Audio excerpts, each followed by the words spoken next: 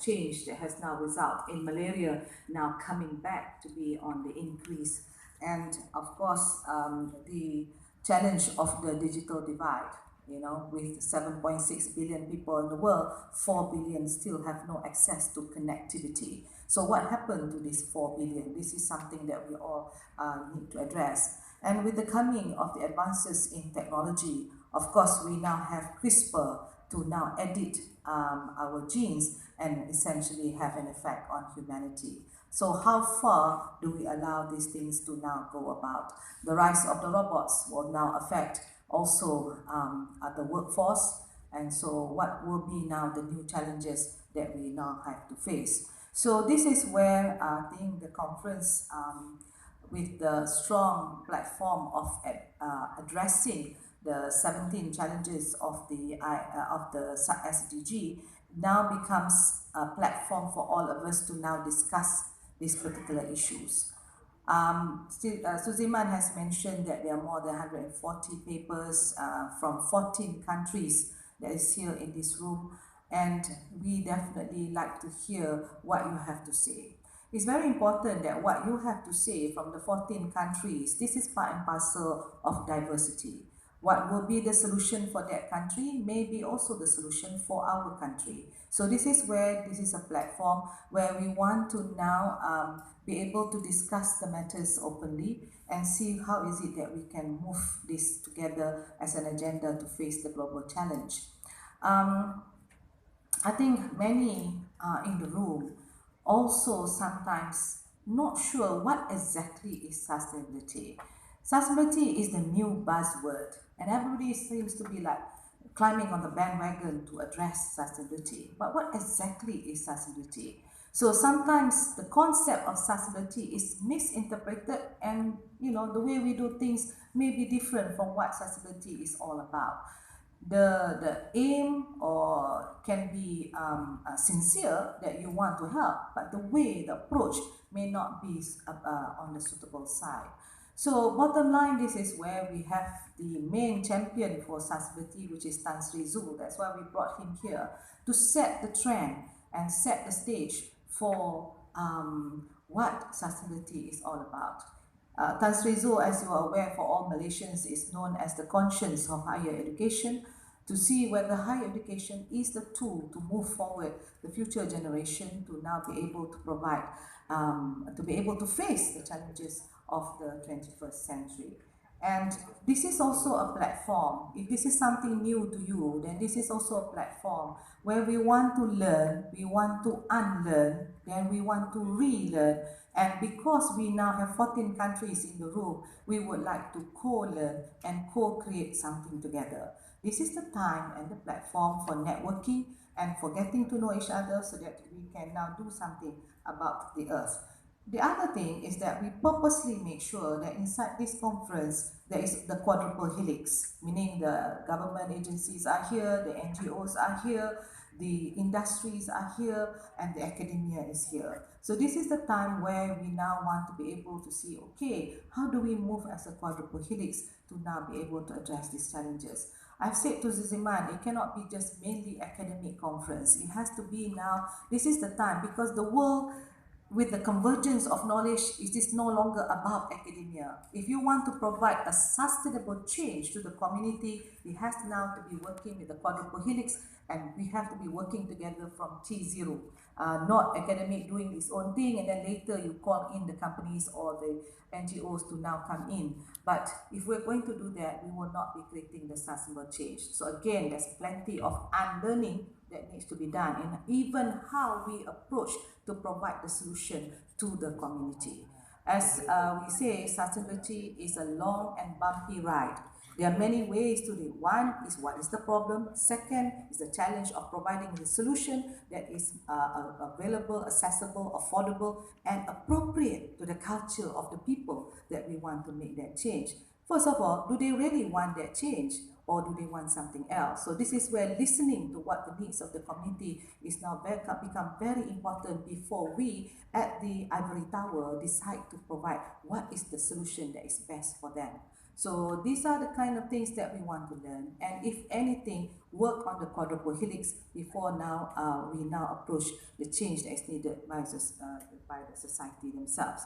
So I see SDG 2019 is privileged, therefore, by the presence of the distinguished professors and experts that we brought to now this particular conference in order for us to now be able to share and, as I said, learn new things about how to now move sustainability. And this is where we have invited all the keynotes, the plenary, and the invited speakers for this conference. And therefore, it is encouraging to see this conference has gathered participants from diverse backgrounds to now embrace and share their good practices and alternatives to provide the solution to the rising challenges in sustainability. So therefore, I wish this conference will succeed in achieving the objectives, and more new innovations will then be exhibited to attain a sustainable living. So this is now the second SDG conference, and we can see that the ball is now rolling and more people are now coming to this kind of conference. So we hope that the third one, which we have decided at CSIRN, will now rotate among the CSIRN members. CSIRN stands for Southeast Asia Network. So that means Sustainability Network. So that means any of the member countries can now be able to attract and have more and more participants to now be able to get involved, so that we can now rotate around Southeast Asia. And it's very important that while you are at the conference, of course this is in a hotel, do take the time to go and visit University Science Malaysia. It's considered as one of the most beautiful campuses in Malaysia. Do visit the campus, and more important, I'm asking Suziman and the committee to make sure that we showcase some of the sustainability practices that we have done in the Penang campus, at least to the participants. And once again, I would like to thank the organizing committee of the conference, which is chaired by Suziman Sibli, and all the staff for an excellent job and hard work in organizing this conference. Again, our apologies for having this conference on a national public holiday, which happened to be the proclamation of the King. So this is of course a very important day that we should be glued in front of the television, but like I said, certain things are just unavoidable. So to the international delegates, you may wish to take this opportunity to explore Penang's capital, Georgetown, that has been designated as a World Heritage Site by UNESCO since 7th July 2008. And the historic city of Georgetown is located not far from here, and it is also rich in unique attractions of historical architecture. Talking about architecture, USM architecture is the #1 ranked in Malaysia, and also one of the highly ranked subject matter in the QS.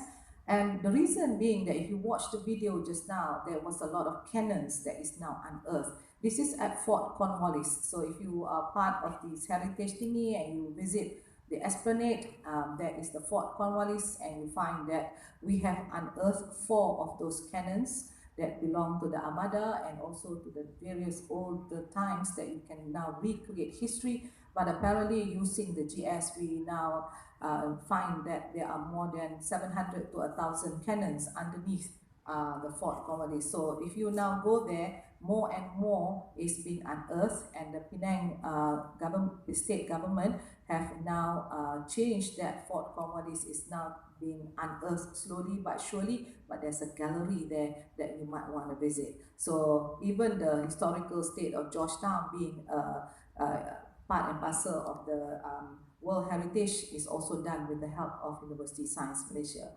So there's a lot of archaeology sites that you might want to visit as well, in Sungai Batu, Bukit Punoh, and all these other places that is now done by USM. But if you do need to go to Penang Hill, don't forget to go and visit the Habitat. Am I doing this promotion free? Yeah? Okay, don't forget to go to the Habitat, where this is the walk on the bridge across the canopy of the trees. That a habitat was made possible also with the School of Biology, University of Science Malaysia. So there are some things that you can see on campus, but there are some things that we have done to be able to now help move Penang State to be a pulse of the nation. So there are many things what a university can do in terms of sustainability to preserve the green, and I hope that slowly and surely USM, by talking to some of the USM lecturers, they will slowly unearth to you some of the things that we have done in order to move the SDG agenda. So without further ado, dengan ucapan Bismillahirrahmanirrahim, I hereby declare the second international conference on SDG officially open.